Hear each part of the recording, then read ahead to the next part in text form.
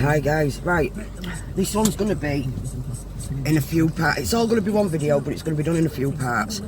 Never thought in a million years I'd have to do this video, right, but looks like I do. Just about to load a caravan, so I'm going to get the first part out of the way before we load the caravan. I know for a fact that if I try doing the whole video in one piece, I'm going to end up too emotional to finish it. The definition of terminally ill is an incurable disease that eventually leads to death. Now, Lyme disease sufferers and MS sufferers have all got a terminal illness. Technically, if you want to go by the definition, technically they've all got terminal illnesses, but they can be controlled by drugs. Which brings me to the next bit. You'll have to excuse the beeping because I've just moved the van so they can bring the caravan to the truck. HHT. 1 in 5,000 people get HHT, but only there's 97% that don't actually get diagnosed, because it's mainly nosebleeds as a child that stop as you get older, or it gets cauterized. But when it's not diagnosed and you're treated for asthma instead from a baby and it's left,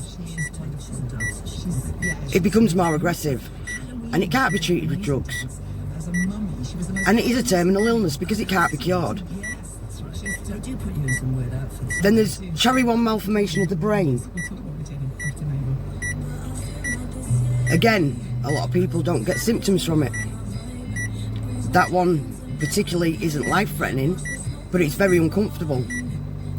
And then a lot of you all already know about autism.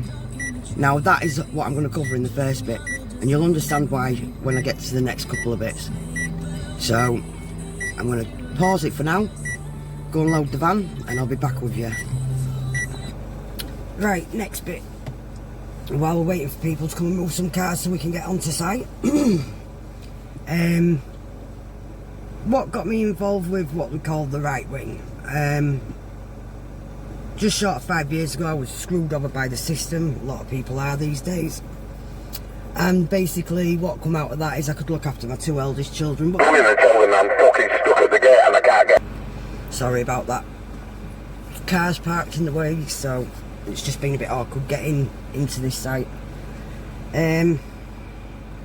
Anyway, after being screwed over by the system and being told that I could look after my 2 eldest, but they was going to steal my 3 youngest off me, didn't even get a chance to stand up in court, well and truly screwed over, I started researching into other cases and got involved with people like dads.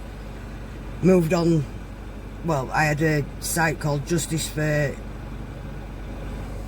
Women and Children in the UK, and that was to do with the shit going on with social services and everything else. Then I got involved with the Pendragons, absolutely fantastic group of people, and it just basically went from there, moving on.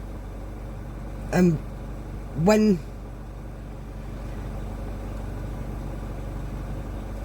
the more and more I learnt about it, the more I wanted to get on with like different groups and find out what was happening. I started going on demos, met a great group of people. One of them I even call my brother, love him to bits. Going to the Tommy demos because I'd looked into all the EDL, all about Tommy, because when Tommy was arrested there was people slating him. Didn't come out. They was in there and they didn't... Again, sorry guys, you got to bear with me because I'm at work. I can't just sit and do videos all day. I have to work, so it's getting done in between. When people were slating Tommy when he was first arrested, I did all my research into Tommy and I defended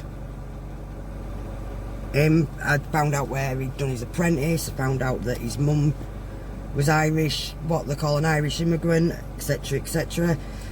I don't need to go into it all because it's irrelevant to this particular video. Bear with me again. Anyhow, I did a speech at one of the demos and absolutely made a complete twat of myself by singing Something Inside So Strong. It was in Manchester when there was only about, what, 15 of us, and I even said then that I'd rather stand with 15. Let's get round there. You want to go and park up there and come and watch me round? Yeah, roger that. I'd rather stand with 15 loyal patriots than a load of fake asses. But anyway, we drive everywhere as a job, but we used to take our holidays so we could actually go to London on weekends and stuff like that. So driving all week and then doing hundreds of miles because we had to travel from Hull to London and travel back ready to get ready for work again and everything else. I've met a real nice set of people. There are people that I wouldn't go near if I was paid, but again, there's good and bad in everyone. But that's how I got involved with the right wing. We've been solid in what we do. We've been to demos. We've donated to parts of the movement. And when I get back, I'll explain about how I've met and what's happened with a few people within the movement. And believe me, it's not going to be pretty. I don't know what it was, but while I was out unloading the van and getting piss wet through, something hit me, apart from the chassis and the rain. Trying to work out why the fucking hell I'm trying to be nice regarding what's about to be said. Now, I'll give you the background and the definition to fucking terminally ill. Give you a bit of a background into how I got into the right wing and how I have met nice people and people that I want to stay in contact with. And I've met complete arseholes as well. Now, on the 6th of May I met a few people and I seemed to have a click with this one person. Thought she was alright. I'm not going to name names yet, I'm going to hold on to the names just for now. Got all the screenshots to prove what I'm about to say, but at the minute, until I get to the bottom of it, which I haven't got time to do at this second, right, the names are going to stay with me. Now, I will be checking it all out properly and going through it with a fine-tooth comb at the weekend, because there are obvious lies that sit there and scream at you. But the next time I saw this particular person was at a Melanie Shaw demo outside Rampton, and we went and had a chat after in a pub with a drink, as you do at most fucking demos. Well, while we was ordering our drinks, I handed her £50 for Melanie Shaw. And I said, this will be the last that I'm donating for a while because we've got a lot going on, including a terminally ill grandson. And we had a chat and she was like, well, I can get this person involved, and I'll get Tommy involved and this, that, other. It was like, I should have fucking said no. I should have just said no and worked my ass off. And my other half work his arse off like we do, because we don't ask for stuff. We don't mind helping people out. We don't ask for stuff. We'd rather work our asses off and get it ourselves. I should have said fucking no. It's alright, we'll sort it. Because what's happened since then has fucking annoyed me like you would not believe. Now, yeah. There was a charity event in Connor's name. Connor hasn't received the money because there's a lot going on behind the scenes where no one seems to have the bollocks to tell any of us, right, that because it doesn't say terminal on his medical records, that Team Tommy's not interested. But I want to know which team is Team Tommy, because we've got two conflicting stories, all the screenshots to show two conflicting stories. Now, raising money in an ill child's name and giving it to someone else or keeping the money or whatever you've fucking done with it, right, is fraud. Simple fraud. As for not getting involved because it doesn't say terminal on his medical record, or the letters, the proof that was provided for them to help, because apparently there was accounts set up in Connor's name and there was donors ready to help him go to Disneyland after he'd already been told by his school that he couldn't go because of his illness. So he'd already been let down once. Now, apparently these don't exist, and they don't want to know because it doesn't say terminally ill on the papers. Now, this is why I give the definition of terminally ill at the beginning. You can research it, it's so easy just to put it in Google bar, right? Now, on his papers it does say at risk of stroke, life-threatening. If you go through the papers where Sammy's suing the hospital for the misdiagnosis and all the shit that poor little baby's had to go through anyway, right? I'd say that's very terminal to me. It doesn't have to be fucking said. You need to look up the definition of terminally ill and you'll see exactly where I'm coming from. But the thing is, it doesn't just stop there. This little boy, 11 years old, he's got 2/3 of one lung missing and the rest of that lung's having to come out after Christmas. His brain is pushing on his fucking spinal cord. He might have to have another operation done on that. He's got autism. That 11-year-old little boy didn't ask for all that. He's never going to live a normal fucking life. That's my grandson that's never going to lead a normal life. But then you've got idiots stopping him. 2 seconds. And I don't know why I waited to put this video out. I should have expected what's happened. We sent numbers of messages out to different people trying to get to the bottom of what the fucking hell's going on, right? And surprise, surprise, I should have known we wouldn't get no answers. Being told that Team Tommy wants nothing to do with us. I'm a liar, right? Now, I can handle that. It's water off a duck's back.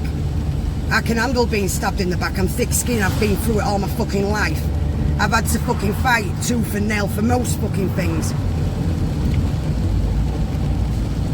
So, knives genuinely... Well, down there, look. Oh. Life's generally fucking given me a bad hand, and I've had to deal with it. But I stand back up, I brush myself off, and I fucking deal with it. But when you've got the hope of an 11-year-old child, terminally ill, and I will say terminally ill because that is what he is. Like I says, he can't live no normal life. He's been fucking pushed from pillar to post in hospitals, misdiagnosed, operation after operation planned, well, either had operation or operations planned ahead, and you go and shatter his dreams of going to Disneyland again. Well, guess what? We will get the money together regardless, and I will find out what's going on with this other money, because fraud's fraud at the end of the day, right? I'm not fucking perfect, but one of the things I don't do is take shit out on children, especially really, really, really terminally ill children. I don't know whether you saw me and saw stupid coming, and then when all this with Connor started, you saw the fucking pound signs, but it's not fucking acceptable. I'm fuming. You have broke that little boy's heart once again. It's supposed to be keep Connor smiling, not tear him apart even more than he already is. So, as well, we was looking forward to going back to demos after Christmas. I was actually going to mention how much I was looking forward to getting back together with the old crew and going round doing demos. No, definitely not. If this is what patriots do to an 11-year-old, right, you can shove the fucking lot well and truly up your ass. And as for fucking Team Tommy or whatever, you know what, right, I had time and I would have, we even went to Blackpool on my birthday to do extra security because Reverend Simon Sideways had called for extra help because he kept getting attacked. And we went all the way from Hull to Blackpool on my birthday to go and help with that security. And what's happened? You fucking might as well have stuck the knife in my grandson's back. So tell you what, the lot of yous can go fuck yourselves now. We will make sure he goes on his fucking holiday, right? And we won't be asking for no help. I didn't ask for the help in the first place. I should have just said fucking no. But names will be coming out if I find out that that money's gone elsewhere where it shouldn't have fucking gone. Bye. Right, one of the bits I did miss is right at the beginning I explained about the HHT. Now, I said about 1 in 5,000 people have got it, but 97% of people don't get diagnosed because it's just basically nosebleeds. Now, my grandson has got the one that's 1 in 500,000. It's aggressive. This is why he can't lead a normal life. Everything's got to be gone through with a fine-tooth comb. He gets upset. He's got autism and that cherry 1 malformation. Fucking drive round here to the fucking complex, wouldn't you? It's no good fucking not fucking having a car here, is it? I'd get lost.